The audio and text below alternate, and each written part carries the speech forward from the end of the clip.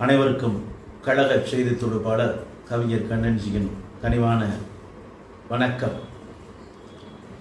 ஒரு மனிதன் எப்படி இப்படி பிறக்க முடியும் என்பதற்கு எடுத்துக்காட்டாக இன்றைக்கு வாழ்ந்து கொண்டிருப்பவர் நம் கழகத்தின் ஒருங்கிணைப்பாளர் ஐயா ஓபிஎஸ் அவர்கள். பொறுமை கண்ட பெருமையாக, பொறுமையின் சிகரமாக, புண்ணியத்தின் அகரமாக வாழ்ந்து கொண்டிருக்கிறார். எவ்வளவு துயரம், எவ்வளவு துன்பம், எவ்வளவு ஏமாற்றங்கள் அவரின் வளர்ச்சியை, அவரின் வாழ்வை, அவரின் உயரத்தை அடைவதற்கு, அபகரிப்பதற்கு எத்தனை நபர்களுக்கு எத்தனை ஆசைகள், அபிலாசைகள்.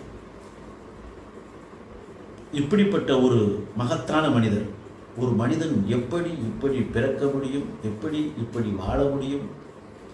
ஒரு மனித பிறப்பின் ஒரு விசித்திர படைப்பு கழகத்தின் ஒருங்கிணைப்பாளர் ஐயா ஓபிஎஸ் அவர்கள். எண்ணற்ற சோதனைகளை சந்தித்துக் கொண்டிருக்கிறார். எத்தனையோ எதிரிகளின் சூழ்ச்சிகளை ஒவ்வொரு நாளும் சந்தித்துக் கொண்டிருக்கிறார்.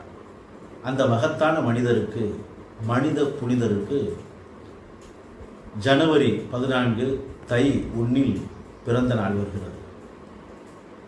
தமிழக மக்களின், ஏழை எளியோர்களின் எண்ணத்திலும், உள்ளத்திலும், இல்லத்திலும் இன்றைக்கு நீக்கமர நிறைந்து அம்மாவின் ஆட்சியை, அம்மாவின் பிம்பமாக இருந்து மீண்டும் தமிழகத்தின் காட்சியாக மாற்றக்கூடிய தகுதி படைத்த ஒரே நபராக அவரைத்தான் விரும்புகிறார்கள். அவர்தான் அதிமுகவிற்கு தலைமையேற்க வேண்டும் என்று ஒவ்வொருவரும் வேண்டுகிறார்கள். இதய தெய்வம் புரட்சித் தலைவர் எம்ஜிஆர் மற்றும் இதய தெய்வம் புரட்சித் தலைவி அம்மா ஆகியோர்களின் எண்ணத்தை ஈடு செய்கிற வகையில் இன்றைக்கு அதிமுகவில் இருக்கும் ஒரே தலைமை, ஒற்றை தலைமை ஐயா ஓபிஎஸ் மட்டும்தான். ஏழைகளின் இதய தெய்வமாக, இயக்கத்தின் குல தெய்வமாக, வாரி வாரி வழங்கியதில் வள்ளல்களின் வடிவமாக வாழ்ந்தவர்கள், மக்கள் மனங்களில் என்றுமே என்றென்றைக்குமே நீக்கவர நிறைந்திட்டவர்கள் நம் இதய தெய்வம் புரட்சித் தலைவர் எம்ஜிஆர் அவர்களும், நம் இதய தெய்வம் புரட்சித் தலைவி அம்மா அவர்களும். அந்த இருவரும் தெய்வங்களின் ஆசியோடு, அந்த இருவரும் தெய்வங்களின் அருளாசியோடு பிறந்த நாள் காணும் கழகத்தின் நிரந்தர ஒருங்கிணைப்பாளர் ஐயா ஓபிஎஸ் அவர்கள் வாழ்க பல்லாண்டு, பல்லாயிரத்தாண்டு என தமிழக மக்களின் சார்பாகவும், அதிமுக கழகத்தின் சார்பாகவும் நாம் அவரை வாழ்த்துவோம். வாழ்த்துவதற்கு வயது இல்லை என்றாலும் அவரை வாழ்த்தி வணங்குவோம். ஐயா அவர்கள் எந்த பதவி எப்பொழுது கொடுத்தாலும் அந்த பதவியினுடைய அதிகாரத்தை, அந்த பதவியினுடைய உயரத்தை தன் மண்டையில் ஏற்றியதே இல்லை. தனக்கு ஒரு வாய்ப்பு வழங்கப்பட்டிருக்கிறது என்பதை மட்டும்தான் பார்த்திருக்கிறார். அந்த அதிகாரத்தையோ, அதிகார போதையோ அவர் மனசிலும் சரி, அவர் தலையிலும் சரி ஏறவே இல்லை. அதனால்தான் என் நிலை வந்தாலும் தன்னிலை மாறாமல், தடமாறாமல், தடுமாறாமல் ஒவ்வொரு நாளும் இயங்கிக் கொண்டிருக்கிறார். நான் ஒவ்வொரு நாளும் அவரை பார்த்து வியப்பேன்.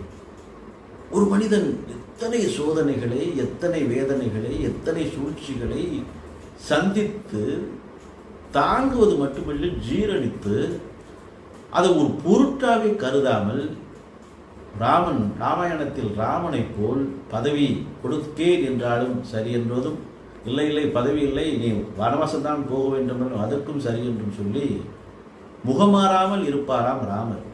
அந்த முகமாறாமல் முழுமதியாக காட்சி தருகிற ஐயா ஓபிஎஸ் அவர்கள் நீடுழி வாழ வேண்டும், நீக்கமர நிறைய வேண்டும், மீண்டும் தமிழகத்தில் இதய தெய்வம் புரட்சித் தலைவி அம்மா அவர்களின் ஆட்சியை தர வேண்டும், அதற்காக இந்த கழகத்தை தலைமையேற்று வழிநடத்த வேண்டும் என்று கோடிக்கணக்கான தொண்டர்களின் சார்பாகவும், தமிழக மக்களின் சார்பாகவும் அவரை அவரின் பிறந்த நாளில் வாழ்த்துவோம், வணங்குவோம்.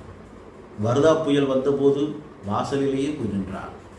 வாடி வாசலை திறந்து வைத்தார். கிருஷ்ணா நதிநீரை வரவழைத்தார்.